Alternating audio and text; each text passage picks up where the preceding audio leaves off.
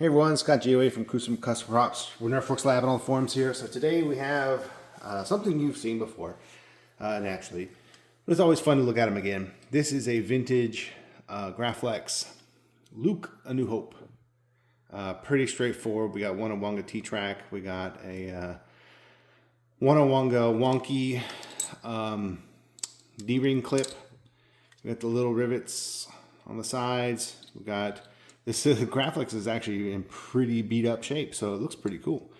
Had to do very minimal stuff to this. This is, I don't know what bubble strip that is, to be honest. It could be Onewonga. But it did come with an extra stamped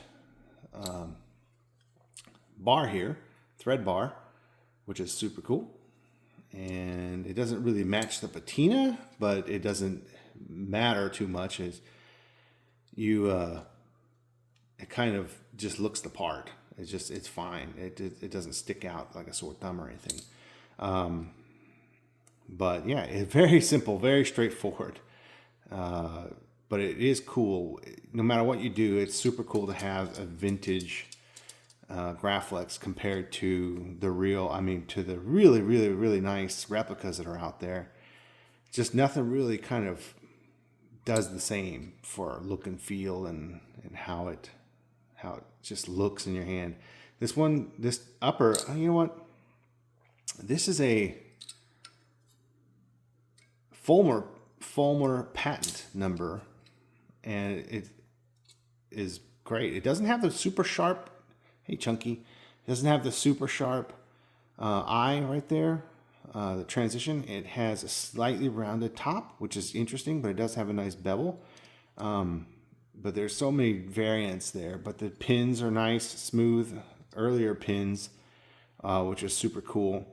Yeah, a lot of neat little details, and the natural weathering on this, so the plating coming off the lever. We got a Fulmer clamp lever here, a Fulmer clamp. So this is the one you want for your Luke A New Hope. And I did all these.